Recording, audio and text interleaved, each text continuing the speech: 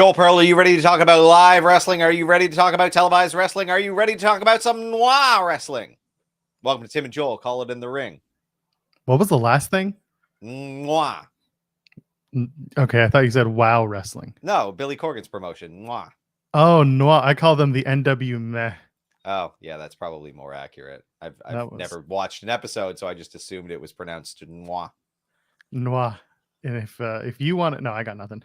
God, do we have to talk about the NW? We're not going to talk about that. We can talk about the fact that I am looking particularly bedraggled today as I grow out my beard and hair for a music video shoot next weekend featuring some post-apocalypse nuclear fallout chic.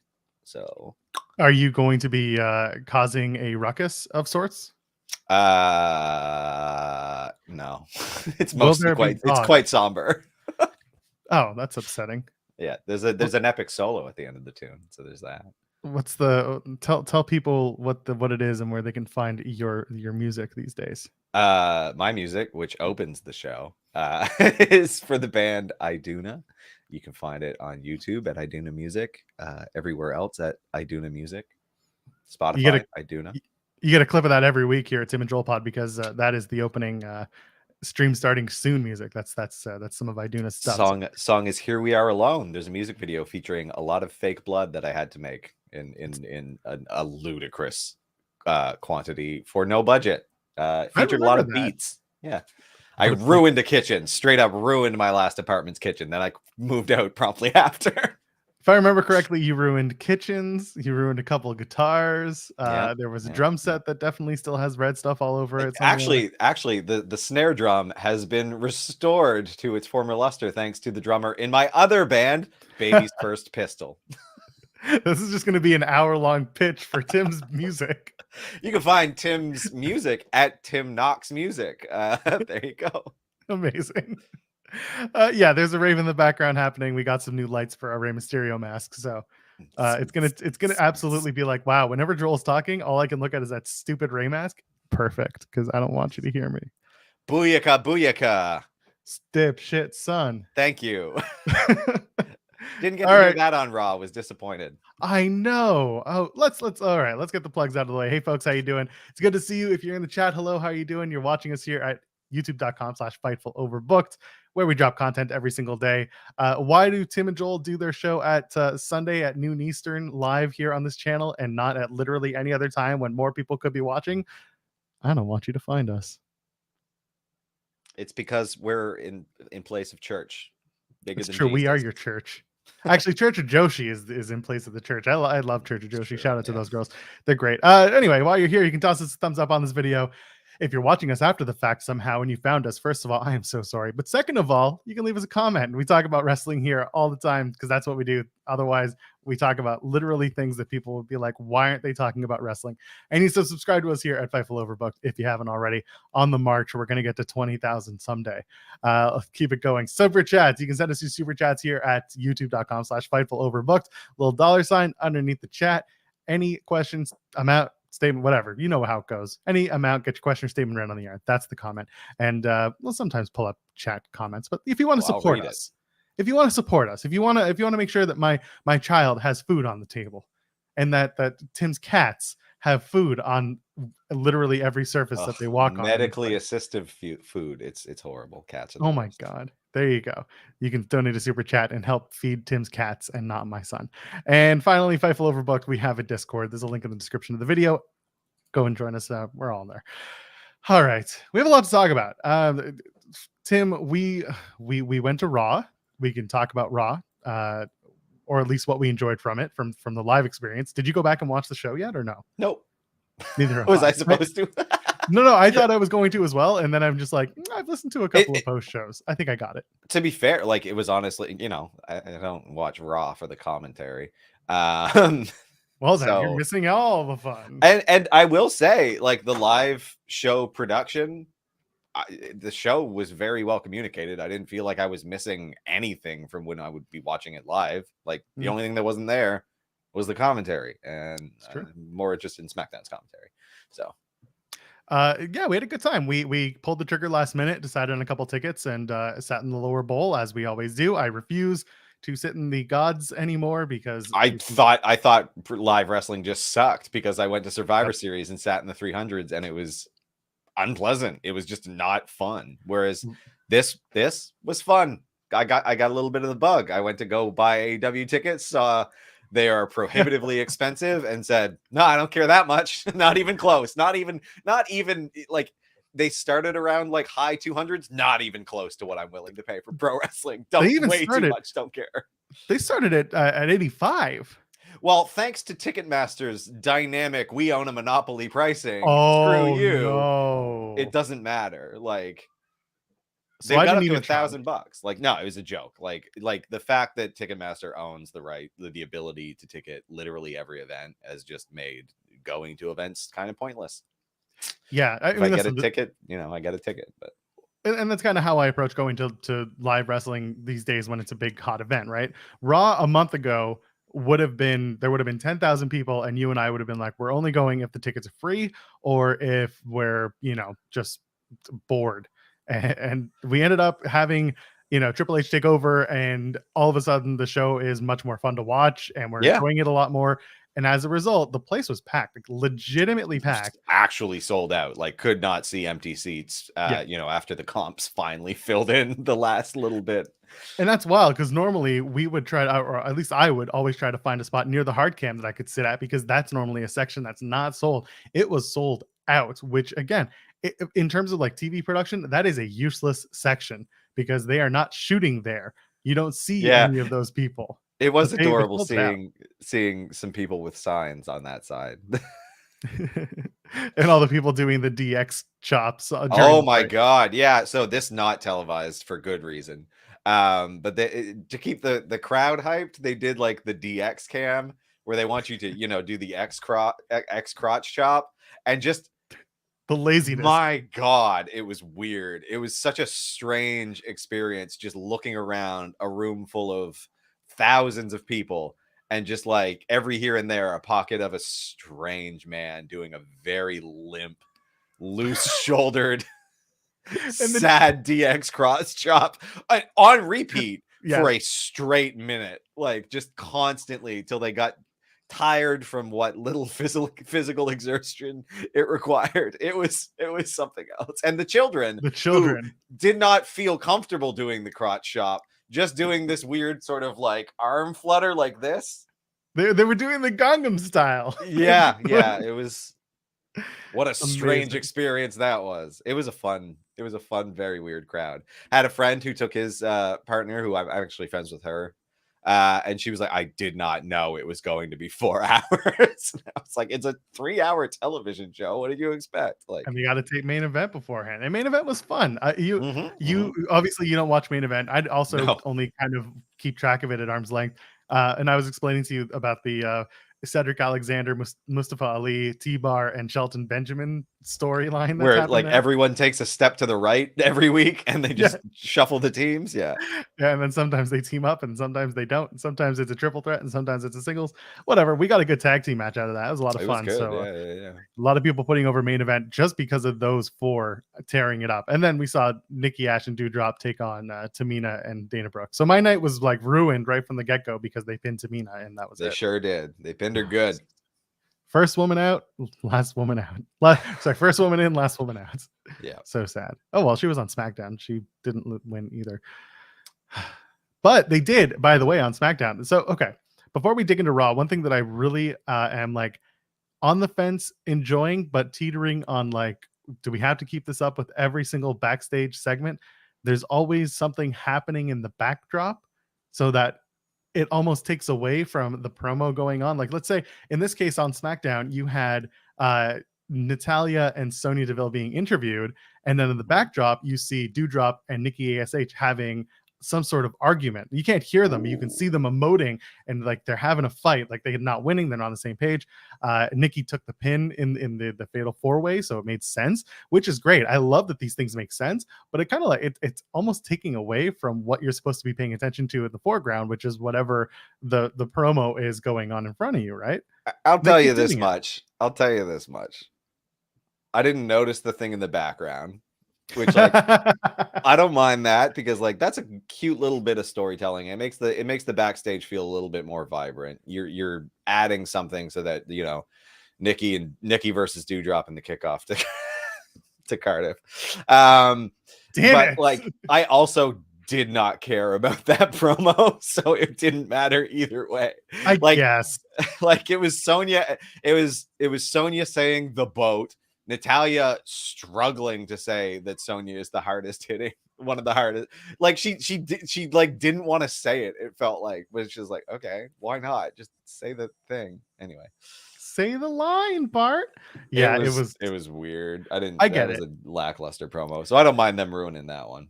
Luckily they're not doing it in like meaningful moments so much. Yeah. Like they did it when they were introducing the Dexter Loomis story, and it's always Nikki Ash and Dewdrop in the background, by the way. Like when they did the crashed car, it's like again, I reiterate, it's like that episode of Community where the entire episode is Abed in the background going from meeting this pregnant woman to delivering her baby in the back of a car in the scene in the entire episode.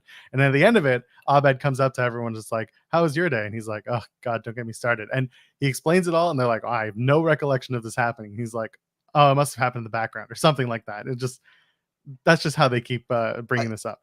I would also say it's like having it be the focal point is kind of like an old media thing, because you rewatchability, right? You can throw these segments on social media and people can find Easter eggs, and I think that drives more engagement. So I get why they're doing it. I don't think it's a bad idea. As JJ points out, they used to just throw merch and crap back there. Oh yeah, this is an improvement over that. They would always do JJ saying the Fiend dolls, and they'd always have like random Fiend dolls stalking whoever, and then it would either mean something or it would mean absolutely nothing. When it was the Miz, it meant something because they were doing the Miz versus the Fiend or just Bray Wyatt. And then when they were doing with Alexa, like they were doing the same thing where the Fiend dolls would show up, and sometimes it made sense, but a lot of times it didn't. And now my favorite is when they do it today. The glove shows up and people are like, oh, the Fiend, and everyone's like, it's fucking Dexter Loomis. Dexter Loomis, yeah. Anyway, let's dig in. Did you like seeing Trish this past week on Raw? Yeah, it was fine. Is it like, she came out, she delivered the standard legend in the hometown promo. You'll see it again tonight, tomorrow night with Kurt Angle. Like, oh, that's true. Raw, it was pretty standard fare. Like, someone had asked on a post show, like, do you think this is going to be the norm going forward, where they bring out the legends at every hometown stop? And like, part of me is like, they could, and they could get away with it if it makes sense. It's almost like it's not exactly like this, but I kind of draw it to how when AEW was getting off the ground, they were bringing in different stuff. Like when they brought in Sting, everyone was like, oh, here's Sting to steal the spotlight, when in reality Sting is being used to elevate other talent, or tastefully, subtly, like sparingly. It's actually very nice. Like, yeah, exactly. So using talent from the past to upgrade the presentation that's now, that's amazing. I want that. They don't take up they don't waste TV time when they do that. When they come in and they're like, I got one last run of me, brother, that's when I'm done with it. I don't need that. And Trish, hinted at it, danced around it. Mostly it was a vehicle to get Bayley, some, and her stable, some time and some heat, which I think that she was used well for that. Honestly, if you're just planting the seeds to run that at WrestleMania in LA, you got 2 nights to go. I'm fine with that. You need a good Legends match, and I listen, I'm fine with having Trish having just finished off with the match against against Charlotte at SummerSlam in 2019 in Toronto. That would have been great. Last match in my career. That's it. But if she wants to do Bayley, fine with me. If she wants to have Sasha when Sasha comes back, go for it. If she can go, keep going. Yeah. Dakota Kai, Io Sky versus Asuka and Alexa Bliss in the semis was a really good match. We saw Io and Asuka get into it for like a couple of minutes, and now that's like the match everyone wants to see, rightfully that's all you get. You just get a taste. It was good. That was handled well, I thought. Yeah. They ran it on a house show last night in Springfield, Io versus Asuka, and it seems like people were pretty into it. So I'm looking forward to watching those two go at it. It would be a lot of fun. What else? I mean, listen, the Ziggler stuff with Finn in the backstage leading out, it didn't suck. It made sense. I loved it. I really enjoyed it.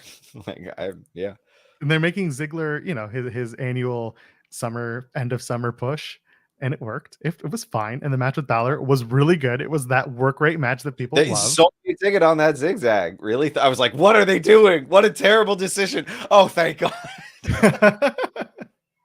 So stuff like that is a lot of fun. I like it when wrestling like not only makes sense within the matches themselves, work in tandem with whatever story they're telling. And that's the stuff you need. And we haven't seen it in so long that like it's so low bar, but we're sitting here being like, wow, that was amazing.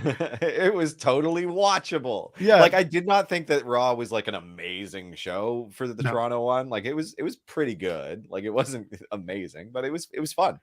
And it was decent. Like us being able to sit there in our section and just clown on it. I felt bad for the guy who was sitting next. Our section was literally 3 seats wide, and there was one guy randomly sitting next to us.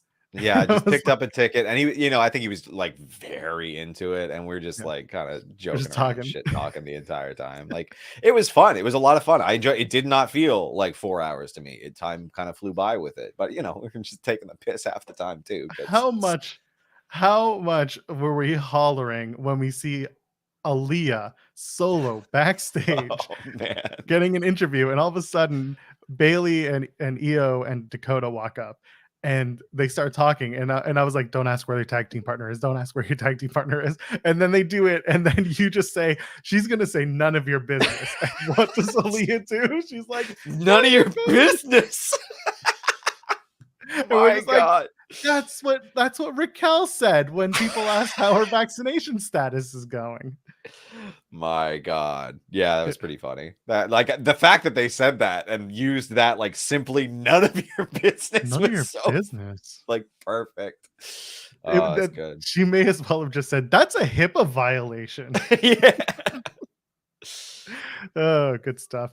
Anyway, Shoosh, please. Kevin Owens versus Chad Gable was phenomenal. Another one that was just like, God. Yeah. And we're watching, and we're just like, we're watching Kevin Owens get dropped on his neck and high shoulders, and it was just like Kevin just went to Chad Gable and was just like mess up my back, like just I want to not be able to walk tomorrow. Like he sees all these people on social media being like, Wardlow, Powerhouse Hobbs, whatever, please break my back, and Kevin Owens like, I want some of that. I have an idea. See what all the fuss is about. Everyone wants their back broken. I might as well try it out. Like Chatty Daddy, break my back. So anyway, really good match. Kevin Owens wins, and he celebrates. And listen, huge pop for Toronto because it's Canada, and KO is KO. So it was good stuff. I enjoyed it. Everyone then laughed at Finn Balor's 6-1 mine, and they weren't laughing with him. It was such a bad segment. We had a good laugh over that. Bailey versus Aaliyah. Listen, Bailey's first match back, I felt bad because Aaliyah cried throughout the entire thing. We don't need to go too far into it. The match was 20 minutes too long, at which point someone on social media says, it's not that bad, Joel. The match was only 5 minutes. And I'm like, I don't think you understand the joke. Let's move on. Miz and Ciampa against Styles and Lashley made no sense because Dexter Lumis decided to kidnap a guy. Yeah, and they just let Miz get kidnapped, and then they just beat up Ciampa for the hell of it after. It was like, so on Raw, Miz gets kidnapped. On NXT, Legado del Fantasma gets kidnapped by their leader, and he's like, if I can't stay in NXT, neither can you. And they all piled in like a bunch of kids being taken by their daddy after a bad divorce, and they're going up to Detroit or wherever they're going. They're boarding a flight to Cardiff, and they're never coming back. Anyway, shout out Amber Alert. Exactly. Well, they don't do that. Anyway, yeah, they do. Anyway, the point is, the Amber Alert situation in WWE works because that's how Triple H, met and married his wife. Oh, you're right. What's a little what's a little what's a little kidnapping amongst friends? Yeah. I'm telling you, Tim, all roads, and I swear to God, this has to happen. All roads lead to the dream match of Dexter Lumis and Indy Hartwell versus Miz and Maurice. That sounds great. Index and Marmiz in a mixed tag, and I am in heaven. Let's do it. Let's make it happen. I know you're watching. Whoever you are, you have power. You have sway. You've listened to me before. We have pitched so many tremendous mixed tag matches and storylines in general for Miz and Maurice, and they're not doing it. Now that Vince McMahon is gone, do it. Do it all. Yeah. We had to sit through Beth and Edge against Marmiz. Now we have to do Index and Marmiz. Speaking of Edge, he had a really good match with Damian Priest in the night. It was great. We had fun, and Huge Edge pop.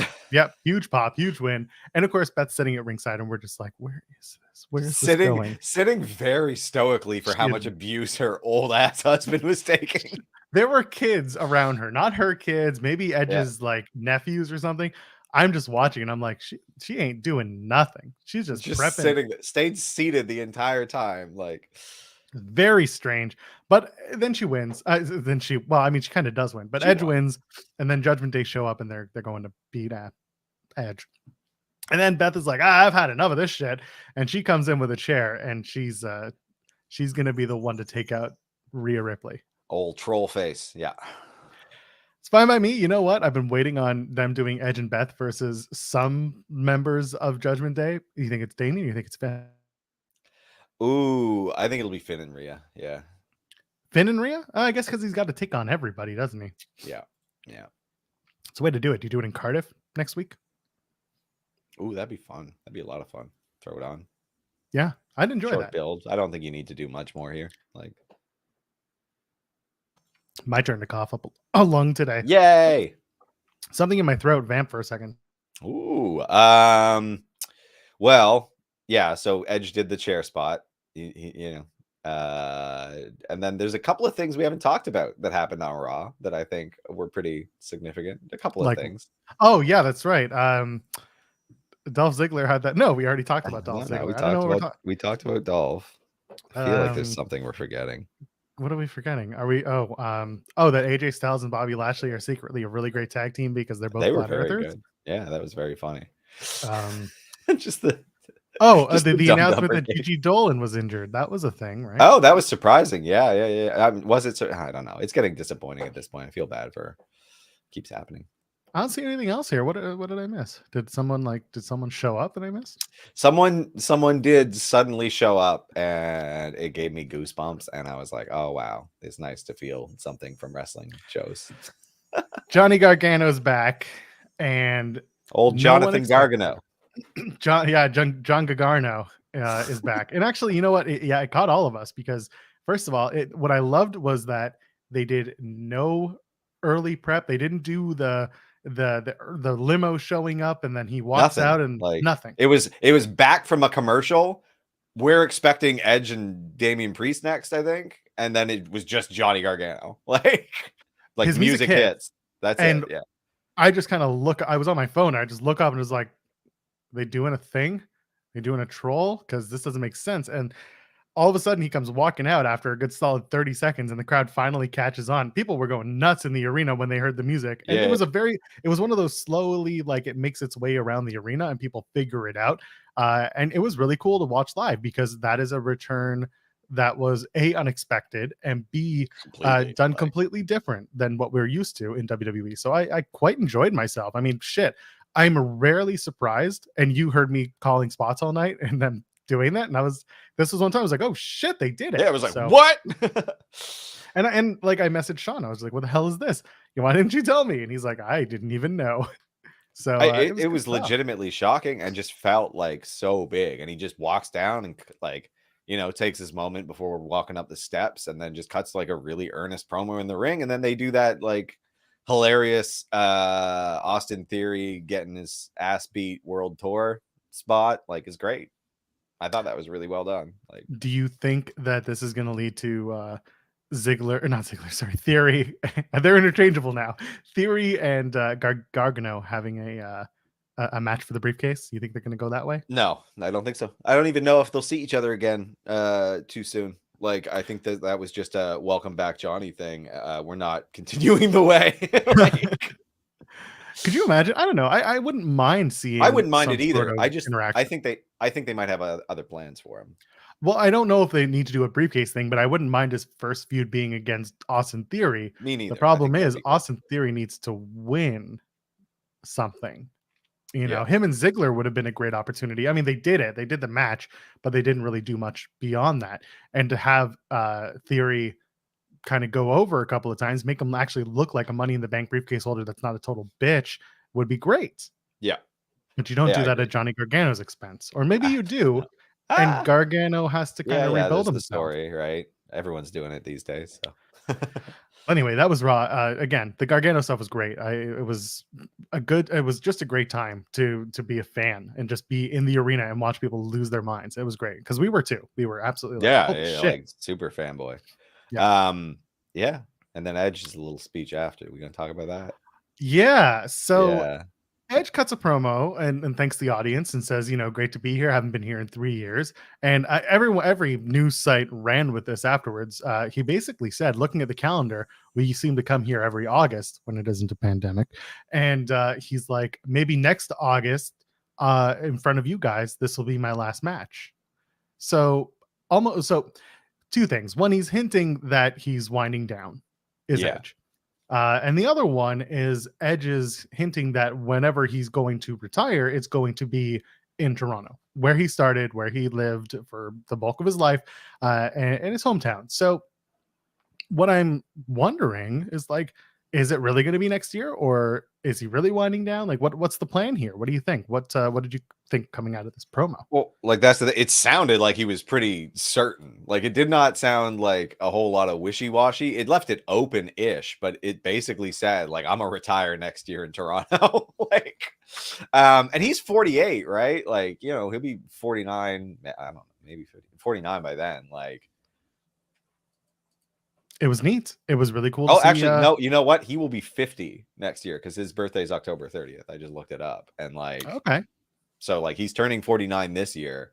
He'll be close to 50 next August. Like that. And if he wants to get out, this is the time. Man, I don't know. It's better than being Ric Flair as far as I'm concerned. I think people should take their leave like when they're in like a good shape. Like, and he was very fortunate to be able to come back and do this last run, which has been strong. So as we transition, we can talk about SmackDown for a couple of minutes. Honestly, not a lot of important things happened other than the Roman Reigns stuff, and that was it. We'll talk about that in a minute. But when we transition into AEW, something to think about is like, if Edge is thinking of leaving in a year, how long is Christian Cage's AEW contract? It's a good question because, same age. Like, I can't imagine that he's. We'll see. Would they want to do something together before they call it a day? Whether that's just Christian and Edge, or if it's like if one, the other, or both are maybe thinking of retiring. Definitely Edge is thinking of it, but let's say maybe Christian wants a chance to work with his buddy one last time.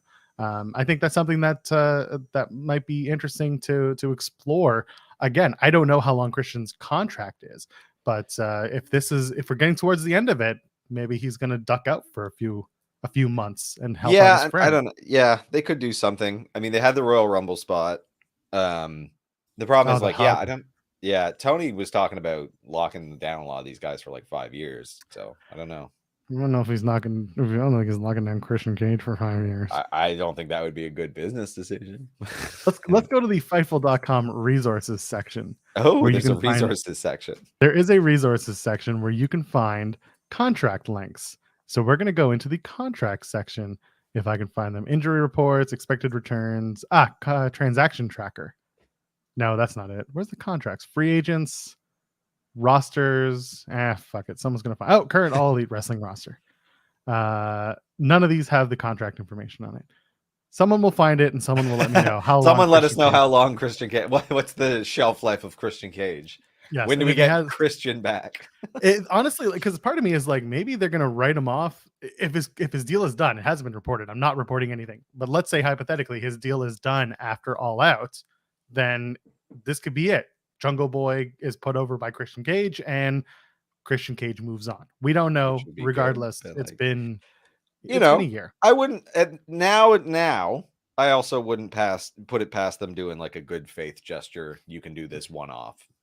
Yes, and I like that idea. I think there's room for that. However, the whole Tony Khan talent meeting where they're like, we sent a very stern email to Nick and Stephanie saying, don't mess with our contracted talent.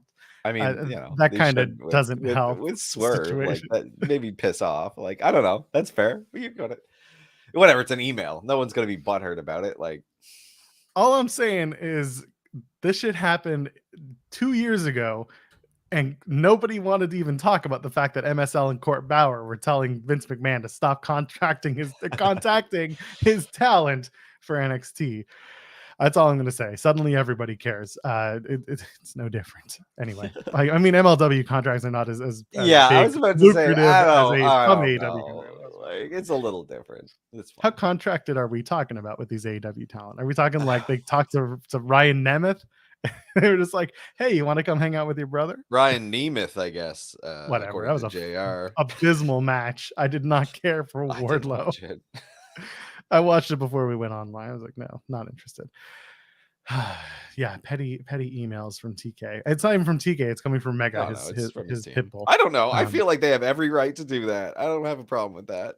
I don't. Fine.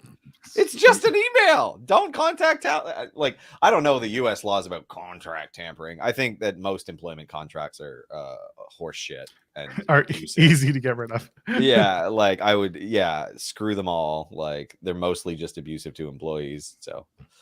Let's move on. SmackDown real quick. Yeah, really the big one was, first of all, we have the finals for the tournament set. We're gonna do what is it? Io and Dakota versus. Yeah, it was good to see a fatal 4-way so that the winners of that could immediately lose. Yeah, and I'm glad they rushed to them immediately losing, because I was like, I don't need to deal with this.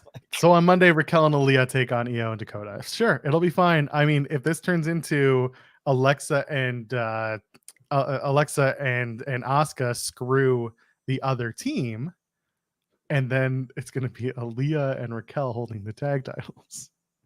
No, I want strong tag teams. I want strong women's tag champs. And if Sasha and Naomi are coming back to confront them, I was about to say, champions. Give them Raquel and Aaliyah, and then just have Sasha and Naomi come back, and then we do it right at the castle. Like, honestly, I would not be surprised if Liv Morgan retains her title, unless they add Ronda to the Wales card, which is what I've been saying for. There was no spot for that this week. They just did a recap of the kick last week. Like Friday. They're running a thing on Friday. Yeah, I forgot they did 2 tapings. Yeah.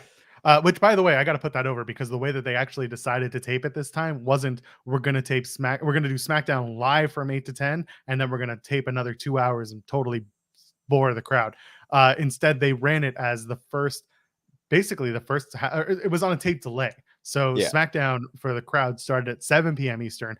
They got through the first hour, and then the second hour was at 8 o'clock, and yada yada yada. The show didn't go forever.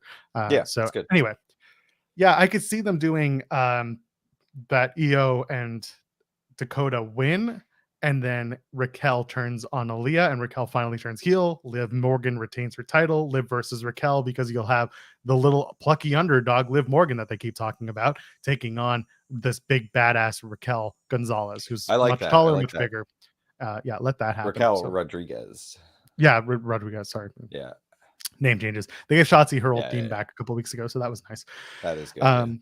Yeah, and then other than that, I heard that the Viking Raiders versus New Day match, the tag match that'll air next week, was really, really, really good, and it's good. I'm glad the match is good. I don't really so much. I didn't care so much about the live thing they did, like the New Day doing their like, oh, we're gonna retire. Oh, kendo sticks, my favorite thing. They did the Kevin Nash thing, and Pat McAfee made reference to it. I don't think you've ever seen this, but in WCW, in the latter years of WCW, they did an angle where Kevin Nash's knee was hurt or his leg was hurt, and he comes out in a wheelchair and his leg's elevated. It's propped up on the wheelchair, but then he takes off the blanket that's covering it, and it's actually a plaster cast, and he's not even like wearing it, and he just gets up normally, and the stupid thing is still elevated in a cast. It's a fake foot in a cast. That's very funny. And he gets up and he beats the shit out of. May have been Hogan, but anyway, so it was a takeoff of that, and I thought it was hilarious. And Pat McAfee was like, "Shades of Big Daddy, cool," and I was like, "Good stuff." Okay, So some deeper context I didn't get. I didn't mind. I liked the Viking Raiders coming out in their little line about like, we gave you an honorable, like, get out of here. Like we sent you off. You don't need to be here anymore. They're making the Viking Raiders Vikings without making them look like dumb. Like dumb Vikings. And I appreciate it, because like they're doing this brooding thing. It was Viking rules match next week. Yeah, and then Michael. So everyone comes out with their no match. Yeah, everyone comes out with their beards on point, but they're also just going to be fighting. Like Ricochet in the back being like, I got this. I can do this. Look at my beard. Look at my I'm beard. too. Although I've been told that Ricochet's beard is sewn on. If you know, you know. That's a very, very Friday Night Spaces deep cut. So for those who know. Tom Talks Rubbish with a very nice super chat. Thank you, saying wishing you the best day possible. Thank you, Tom. Go check out Tom Talks Rubbish, interviewing a lot of our friends and pals. Interviewed both of us. That's right, he did. Go check out our videos. Tim's is doing better than mine. I'm the more mysterious one. That's fine. People want to know about you. People Exactly. are like, get this Joel Pearl guy off my screen. He can't say anything nice about AEW. Everywhere. Oh, you can't though. You're That's right. A miserly. Yeah, I don't know. It's very funny. It's I was funny to me. I was tired and cranky on Wednesday night, Tim. It's just so funny because you're like very balanced in your takes most of the time. And you do lean towards a preference for the WWE, counterbalanced by my preference for AEW, a slight, very, very slight, and not so much this week, preference towards AEW. But I don't know, it's fine. I don't think we're that unreasonable. I think we both enjoy pretty much everything. You literally watched the NWA last night. Like everyone can piss off. I was doing the Lord's work. Yeah. Here's the thing. Like, and again, I Caden, let's do a watch along for the NWA. No, I don't think so. I joked last night about pitching Sean on a watch along for the Tyrus main event so that we could all cry and honestly, like, bring me on just to be like, what the hell is going on? That's what we're gonna be saying. Why does Smashing Pumpkins suck right now? Like, yeah, no, he can't attack him because he'll never give Sean another interview. Oh no, we're on the Overbooked. Okay, that's okay. Doesn't matter. We'll do the watch along on the Overbooked anyway. My AEW fandom, it really, honestly, my wrestling fandom comes and goes. My AEW issues are, people know me as like, I'm a storytelling guy. I want storytelling, and there are certain things that AEW does that I love, and there are certain things that AEW does that absolutely drop me out of their show. This week is a damn good example of it, so we can talk about that when we get to it. We do have to talk about maximum male models on SmackDown though, so like I'm not gonna let you skirt past that because you're right. Can we talk about the paint? That was all very good. I loved the two segments, like the Hit Row and Street Profits one was just like mwah. So good. They did it so that they can bait all of us white podcasters to be like, oh, and then they all put their fists in the middle and said, we're all the same. Something very similar about we're all about that money. It's like, yeah. Meanwhile, a bunch of white podcasters just like, oh, that was really clever. I don't know about clever. It was like piss off. Stop booking us all in the same stable, you asshats. One day people will understand that every single time an NXT call-up is rumored, I'm going to say they're going to join Hit Row. So this week, someone said, Legado del Fantasma coming up the main roster. And I'm like, are they joining Hit Row? Yeah, Santos Escobar plays the Pitbull one. Oh my God, let's do it. Could you imagine just destroying Santos Escobar's entire identity? You're Pitbull now. Ah, shit. And he's Mr. Area Code for every place they go, right? Yeah, exactly. Oh my God, we're doing it. Just make it the worst. That's what Vince would have done. Yeah, that is what Vince would have done. That and his giant fucking tennis ball elbow. Go watch Newsworthy. You'll see the photo. It was gruesome. 77th birthday. Anyway, everyone should join Hit Row. So the segments were fine with maximum male models. I was fine with it. Los Lotharios handing them the paint that ultimately melted upon first I don't know that Los Lotharios needed to be involved in this. I felt like they could have been not in the picture, but I guess they're setting up a bunch of tag team matches is what they're doing there, which is like kind of, I like that bit. I like that they're doing that.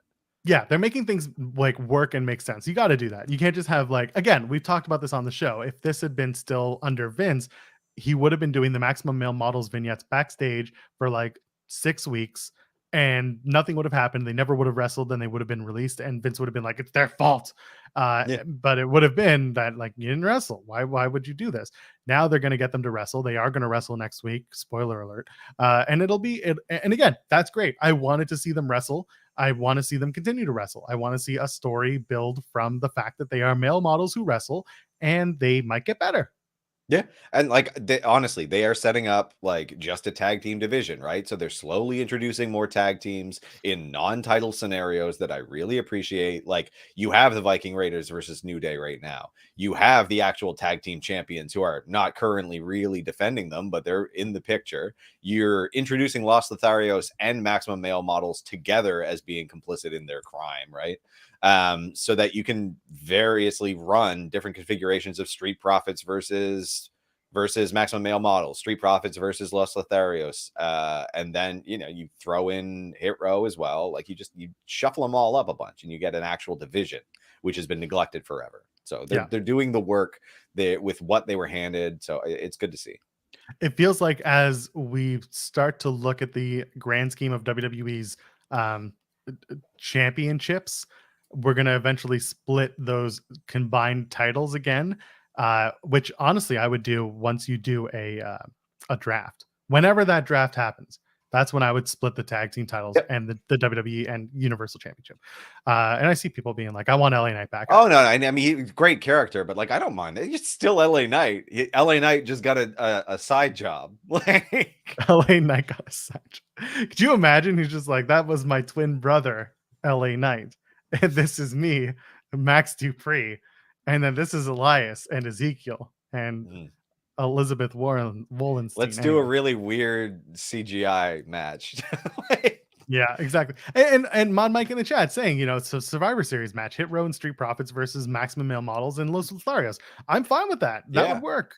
Totally. It makes sense to me. So again, we got like months until Survivor Series and tickets just went on sale and sold out. So yeah, clearly there is some work being put into creative, and it's good. I like where it's going. I'm not going to tell you it's like the most incredible stuff ever, but again, low bar. Like, well, and that's the thing. Look, they're doing the cross stuff. Like, I appreciate that, come out and be this brooding little dork. Like, not a big fan of what it is, the substance of it, but what I appreciate that they didn't do was immediately make Cross come out and then throw him into this match. Like, they're doing it slowly over the next couple of months so that there's a bigger build, there's little things that they can draw on, and if they need to take a step back from it, they're able to, and they could return to it when they need to. Like, I really appreciate setting up angles and then kind of pulling them out of your toolbox as needed, rather than just doing the same thing for 4 weeks and then having a match at the pay-per-view and then never talking about it again. Like, I like this.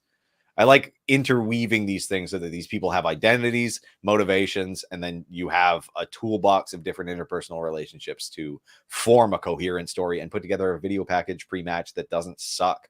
Like, let's talk about AEW. Let's talk about Dynamite. We can touch on Rampage because some stuff happened on Rampage. That's I haven't seen Rampage. I do fully intend to go back and watch Claudio versus Dustin because I heard there was some pretty good moments. No, nothing. Okay. Again, I mentioned it on the show. I just have a problem with everybody shouting from the rooftops that Ring of Honor is going to be a developmental talent territory, and then you've got Claudio the champion against Dustin, who is a coach for all intents and purposes. He's a coach. Again, everyone's saying it's going to be developmental, and I am not on that side. I just don't see that happening yet at all. So it's like, man, whatever. I can watch it without that in my mind. Like, so anyway, let's dig into Dynamite itself. I had a lot of feelings. Opening segment with Jericho Garcia and then Bryan Danielson. For all the shit that I give Jericho about yelling at us for an hour on Rampage every week, and sure as hell, he's just not a good commentator. He's a damn good wrestler. He's a damn good promo guy. Like. And I love the promo, and I was a big fan of like Garcia's in the middle. He wants to be entertaining and out there. He wants to show people that he's got an actual presentation that's not just I'm a great wrestler. He wants to be entertaining. I get that, and it's also true to form because you can be a good wrestler, but like to me at least, you have to have something that draws me into you as a human being.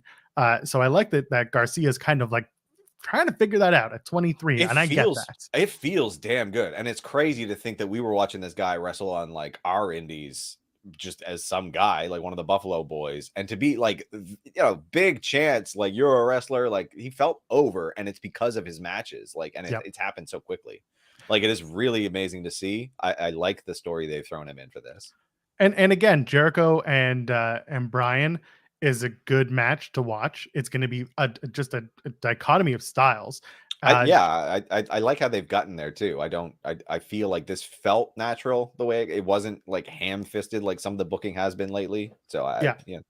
And also the two of them, like Brian and Chris Jericho, haven't had many singles matches together. In WWE, they had maybe 2 televised, and the rest were all tags or just a compilation of stuff. So it's good to see these two go one-on-one, and it'll happen at All Out. And for those two, I'm looking forward to a match because they're trying to, not big on them promoting it as Lionheart Chris Jericho again.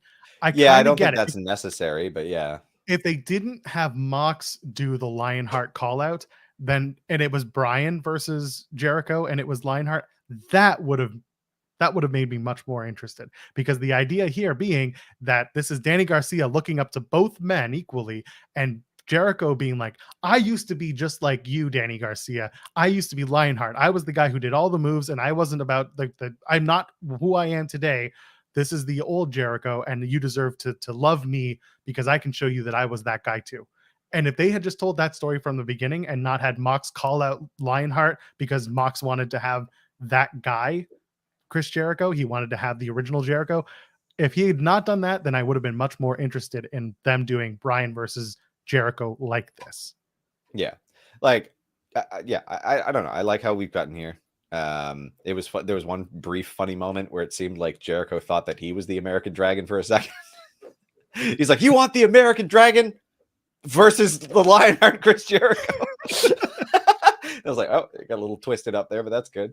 But yeah, I am looking forward to that match. Like, it's good they've added a ton of matches to All Out, because it's like I didn't know what was going to happen. They did it very quickly. You could kind of see some of them, and some of them are this one is the one of the ones that they've given the attention, which I appreciate. But but then a bunch of them changed because we're getting it. So this is what's been really bugging me lately about AEW, and I'm trying to come around in certain ways, and I am on certain things that have happened. But again, I've been talking about it. Rudy Tooty, Worky Shooty. We're doing this for everything right now. I mentioned a few weeks ago on this show, I was like, Eddie Kingston and Sammy Guevara is, for all intents and purposes, off the card. And I couldn't tell anyone why at the time. But now that it is official and now it's out there, yes, they had an altercation. Doesn't matter who did what or who instigated whom. But either way, unless they decide to make it a intergender tag match, and they add, it'll be Sammy and Ty versus Eddie, and then they'll have Ruby again. But now it seems like Ruby and Anna Jay might do a thing on the buy-in, because Anna Jay got involved on Rampage in a match. Either way, the whole, like, they did. So let's just go through this. You got Sammy and Eddie have beef.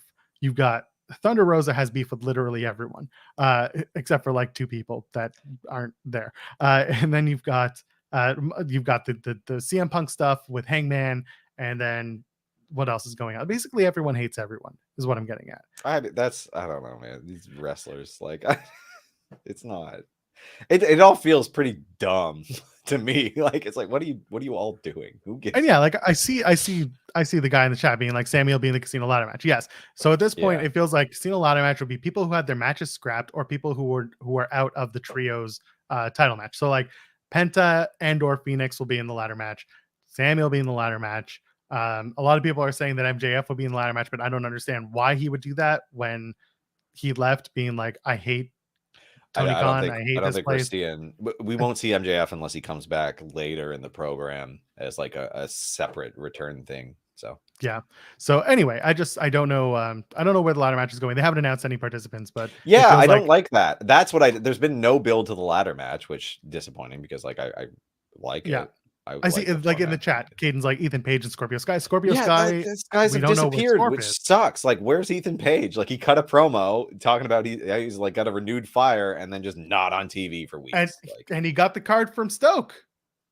Yeah, Stoke's building this stuff, and like that's the one thing. Like, I like the Billy Gunn versus his children angle. I don't think Stokely needs to be in it at all. I don't understand why he's doing that. Like, I think Stokely should join Hit Row. I think he's fine. Every manager should have one stable and piss off. Like, you don't need all of these people. Like, so another thing that changed the All Out card was the 6-man tag. Okay. So what happened? I didn't know what was booked, and then what. The original plan. Well, the original plan was Young Bucks and FTR. And then that got thrown out so they could do the trios tournament because Kenny was well enough to come back. Okay, fine, get it, sure, whatever. We can do FTR, the Young Bucks, or you can do FTR and the world tag champions, whatever, another time. Yeah. Should be it all out, but if you do it, whatever. You do it at Grand Slam, you can do it there. Why not? You're not going to do it in Toronto. You're not going to do it, you're not going to pick a random Dynamite. It's got to be Grand Slam. So anyway, it was originally FTR and Wardlow versus Lethal, Singh, and Sanjay Dutt. This one. Yeah, okay.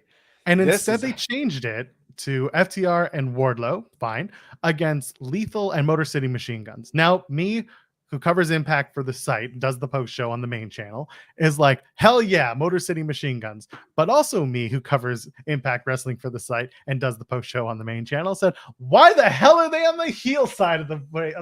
Like, this would mean, how are they associated with Jay Lethal? Like, I don't know any of this stuff, and hopefully they'll put together a little package for me, but I don't know. So here's the thing. You're not going to get that from AEW. And this past week on Rampage, they brought, like, Chris Sabin came out and like tried to look like a heel watching Wardlow crush Ryan Nemeth. Sure, whatever. But Motor City Machine Guns are perennial baby faces.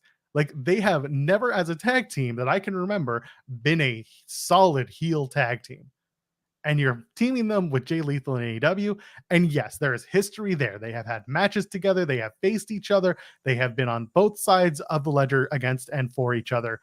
There's history. But you cannot, with 1 week left before the show, be like, there's history. And that's it. Like, an Excalibur, God bless him, is going to go on like a 20-minute history lesson in 30 seconds. And that's the thing, like, still not going to work for me. Like, look, the match will slap, I'm sure. Like, they've been putting on like really good matches. I love Motor City Machine Guns too, but like, there's no narrative explanation for this that makes me care. Like, I don't care who wins at all. Like, not even a little bit, because it doesn't matter in any way. Yeah, so. and again, like Caden's saying, I don't care if they're friends. They're faces in the other company that they work for, and you can't tell me, like, I mentioned a while ago about Roosh racking up wins in Mexico and yada yada yada, and that's how he got his title shot against Mox, and people thought that was me shitting on it. Well, this is me shitting on the whole, like, everyone was like, hey, it's good because it ties together the indies and everything matters. Well, here's a time when everything should matter because they're faces. But no one wants to talk about that. So I'm sorry. This is me being like, again, you can't have it both ways. You cannot tell me that, this doesn't matter, but this matters. You can't move the goalposts on me on this one. It doesn't make sense. No, and like putting FTR and Wardlow together even isn't that good, because it's. But there's history there. No, because they're part of the Pinnacle. I get that, but they dropped the thread of the Pinnacle, right? Like, there was never any story told with that. It didn't really turn into anything. FTR turned face from something completely unrelated by simply kicking out Blanchard. Like, it doesn't. I don't know. It's not really a well-told story. I get it. There's more to it there, but it also, like, the Pinnacle never turned into anything. It was this idea that never turned into a story. And it just, there's so much of that it's starting to get a little bit frustrating. Not to say that doesn't happen in every wrestling promotion, but like, I just wish people could, put stuff on a whiteboard and actually keep track of things a little better. Like, it's not that hard. It's Charlie from I've made this illusion before. It's Charlie from It's Always Sunny doing the board with, in the mailroom. It's that, and we need people to tie that stuff together. You need a Bible. And for those who are in production, you understand what a Bible is. You need a production Bible to understand, and things can change. Again, people change their allegiances. People change their which side of the card they're on, whether they're babyface or heel. That stuff can change, but you need someone who's actually keeping track of the continuity of what matters and what doesn't matter. And like, I see Graham in the chat being like, sometimes Tony is just going to play with his toys, and we shouldn't ask him why Barbie and Godzilla are a tag team. And I get it, and I'm laughing at the idea, but like, I want to know why Godzilla and Barbie are suddenly besties and why they want to work together. Yeah. And like, it's not wrong. And like, the matches, look, Barbie and Godzilla do damn well together, but like, yeah, it's just, and someone only known as M in the chat has said stories in general in wrestling have been gone since 2014. Yeah, kind of. Like, it's a shame, because I just wish that people could add in a little bit more. It's just, they just want to do the matches. They're really, really focused on the matches. And sadly, it just doesn't seem like anyone else is interested in telling little stories, which I like. I just like, because I care so much more about the match if like I have someone to root for in a way that is meaningful, or a story that's kind of interesting. Like, Also, if you're in a chat doing that weird tribalist thing, just shut the fuck up. It is kind of strange. It's like, man, Very you're a strange. grown Like what adult. you like what you Yeah, like. Stop telling people what they should like and what I they shouldn't like like. both of them. It's So they're fine. doing Thunder Rosa is out for All Out. It's going to be Tony Storm, That Britt was Baker, so Shida, and weird. Hayden. So They're going to me, go 4-way. yeah, the 4-way. That's cool. That'll be a fun match. Like Yeah, again, absolutely. I haven't seen any of them in any, like, other than Britt Baker. I haven't really seen a whole lot of narrative. Yeah, the Thunder Rosa promo was sad and awkward and weird, and I didn't know what the hell was going on. And then Bix, of all people, wrote an article, and I was like, "Oh, okay, I'll actually read this." None And of that should surprise you. When it Vic landed on nothing, but like I didn't know he was a writer. I thought he was just like oh no, TV he's fan. actually he's a prolific writer. He's actually quite good. Oh my god. Yeah, it was, well, his article landed on, like, I don't know, man. Everyone seems to have different opinions, which is good. Like, it's balanced, and he's like, I can't tell you what's for what, but like, Never seen Bix do a balanced article, but here we are. oh, yeah. Love you, Bix. he was literally like, I don't know. Some people say she sucks. Some people say she's a mother hen. Like, I don't know what to tell you. Well, and that's the thing. It really is about. It's the workplace. You and I have talked about this because of all the stuff that's going on in the backstage of AEW. It's no different from an office job. The only difference here is that you're on TV every week, and whatever you're producing, every company produces something. Some things are useful, some things are creative, some things are beneficial to society, whatever. You work at a hospital, guess what? Not every doctor likes each other. Not every nurse likes each other. There is conflict. That's human nature. It's going to happen in the locker room. It happens in pro sports. It happens. Your favorite hockey, baseball, football team, soccer team, whatever. Some of your players do not get along, but they do for the sake of winning a championship, because that means you get money. And that means that you get to invest in your stock, and you get to do much better as a person in your own world where you are the hero. With Thunder Rosa, I think people are going to just blow everything out of proportion. She is a very fiery human being. She is a very passionate human being. She also has had a lot of shit thrown at her just in life. So I get it. I'm not going to make excuses for her, but I'm going to say that, like, I kind of get it. So people are going to have disagreements. People are going to have, issues with each other, but it's how you make money that matters the most. So for her and Britt Baker to have done that while actively not caring much for each other, that's professionalism. It's just what it is. Yeah. So it is what it is. Like, disappointing to see her have to do this, and we're doing the interim title. That being said, I have not been a fan of her run at all. Like, it has been very dull. The matches haven't been good. The promos haven't been good.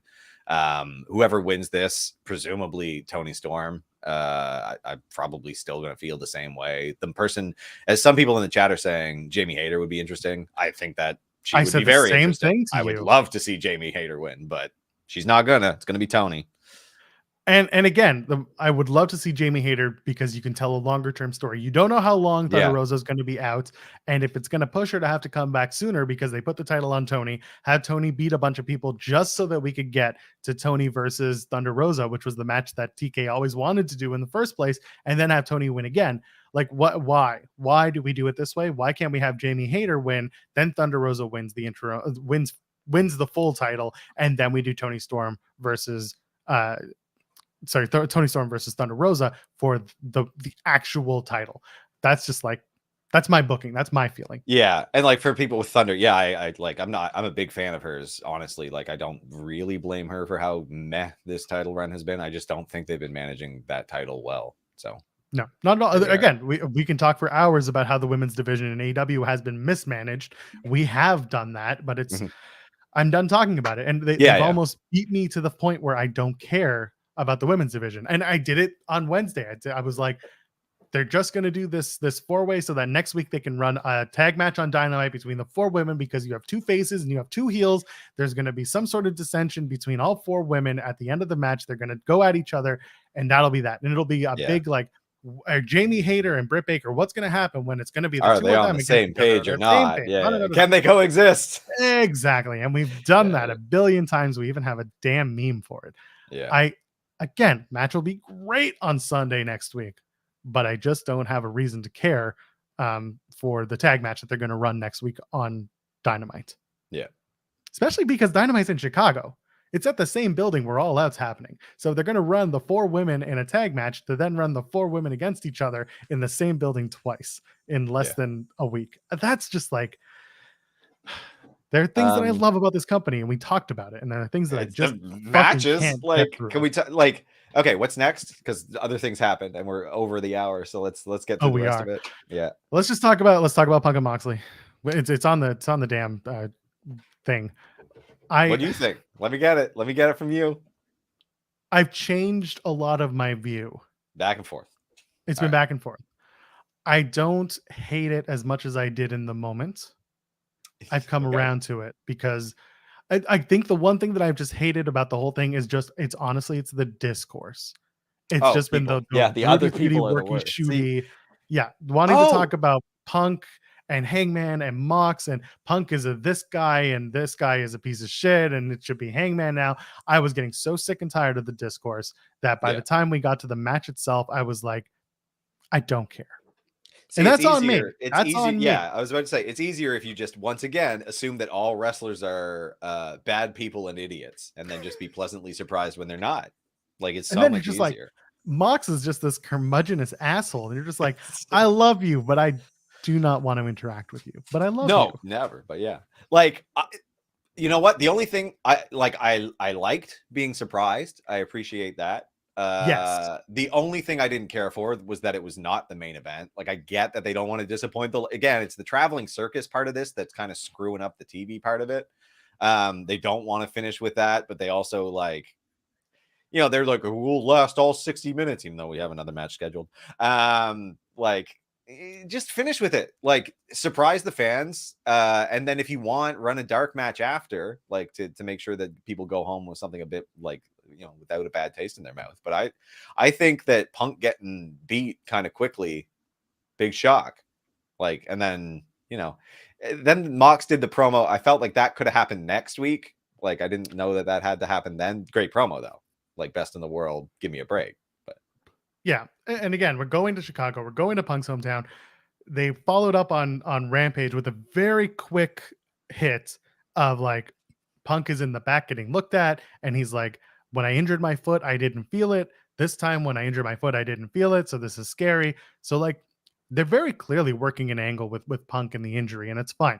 And like I've heard people bring up the fact that like if you really think about it, all of Punk's matches have been like he squeaks out a victory because he like has some sort of help or he like something happens. Like someone brought up the MJF match. Wardlow got involved. He's been struggling. Like the story is that he's been struggling to get back, right? Like, and the one time where he had no one help him, the one time he has no one to help him, he lost. He lost. He had an injury, quote unquote, and he lost the match. And instead of Mox playing the dummy, Mox was like, blood in the water, I'm gonna jump, and that's fine. Again, no, that was all good. And like commentary is just like, did he come back too soon? Did he come back too soon? I was like, yeah. This is all, I really enjoyed it. Again, it's just kind of seeing what was going to happen a little bit before because of the time slot. Like, but then there's the other side of it, which is that for those who are invested in the backstage segments of this, or the backstage stories that come from this, you've got, you know, the whole Punk is an asshole. Everyone wants to love Hangman again, which is fine. And you know, Moxley is just there, and Punk doesn't want to lose in Chicago, and Moxley is going to be home in Cleveland, close enough to Cincinnati, so it's going to make sense. And I went into this match being like, I just don't care. Like I knew Mox was going to win, and then I was like, well, what do we do it all out? They're not going to blow up the card that significantly and not just redo the match. We said last week they did this with All Out 2 years ago with Christian and Kenny. They ran the match on Rampage and they ran it again at the pay-per-view. Oh, and the match wasn't better. That super sucked. I forgot about that. Here's where they can actually do better, because they did the shock finish in 3 minutes here on Dynamite. That means that they do it at All Out. They give a significant stipulation other than it's just for the title. And that's you can do a big storyline finish and a 25-minute match, and it won't suck. But you got to figure out the stipulation could be title versus career. That's what I put on the thumbnail, because I really think that's where they should go. And the other thing is you should have, honestly, you have a bit of a schmoz finish, not an overbooked one, but that could be your MJF return, or that could be your casino ladder match guy getting involved, whatever it is. someone externally will impact the finish of Moxley versus Punk at All Out, and there will be a case for why it actually was better. But I shouldn't have to go backwards and be like, oh, this actually didn't suck. I want to be on the ride with you, not looking back at the ride afterwards and saying, oh, that's what I missed.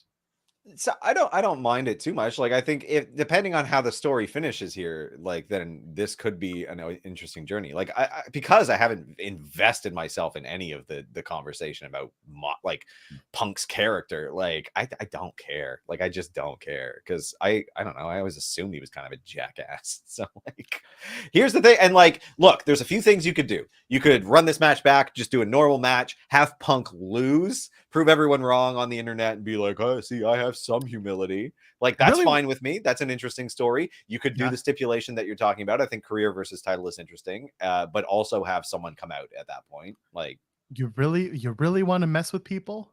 I made a joke about this, but I'm like, you really want to fuck with people's heads?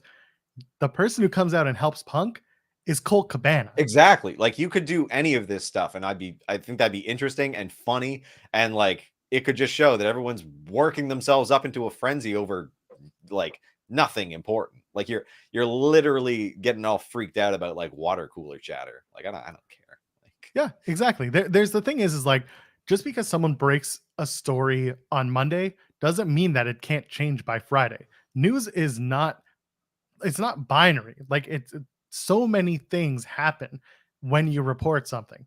There is a butterfly effect, and everything changes as a result.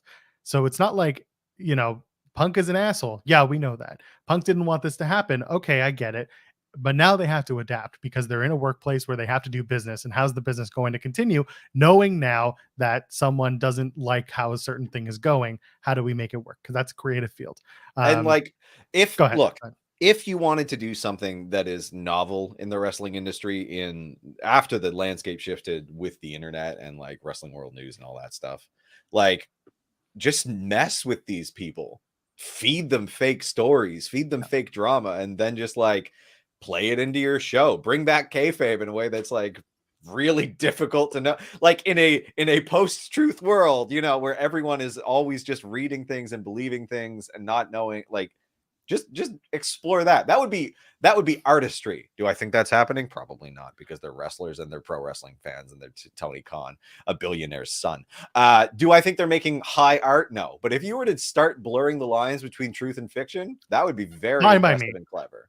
I just don't think that's doing it. But it would be great if they did it. But stop doing it in a way that it's just like, so and so has heat backstage, and now we're gonna make it into a storyline. Because it almost feels like you're just doing it just to do it.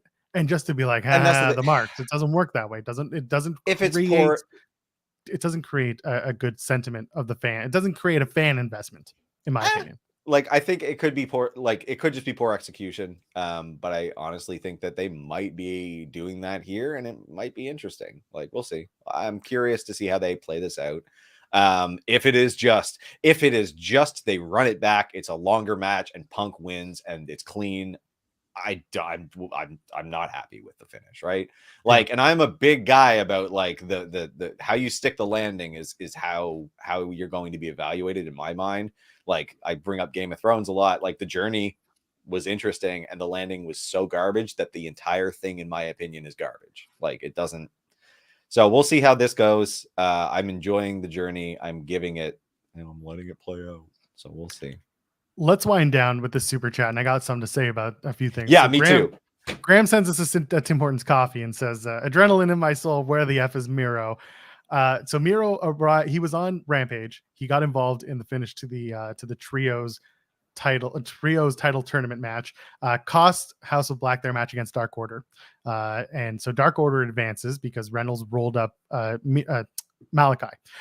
And then they had Darby and Sting show up. So Darby, Sting, and Miro versus House of Black seems to be where they're going. And I hope to God it's not at all out, because we already have the trios finals. So that's a 6-man. And they've already done another 6-man tag, which I think kind of takes away from the trios gimmick of doing Motor City Machine Guns versus Jay Lethal versus FTR Wardlow. Again, if your trios titles are this big thing that you're building up and you have the Elite going after them and they're probably going to be in the finals, I need you not to run another 6-man tag and make the 6-man tag titles feel bigger. That's me. That's what I kind of expect on the card. But I'm looking forward to Miro teaming up with Darby and Sting against House of Black, maybe on Rampage this coming week. Yeah, that's fine. Like, the match will be good. I'm less invested in Miro being a part of that story, especially because, like, okay, we watched this 6-man tag, the trios tournament match to close out Dynamite. The match was very long. It was very good, but it did have lulls because it was very long. First time seeing Aussie Open.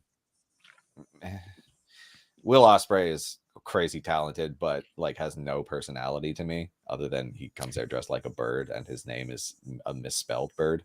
So like, good for you. You got it.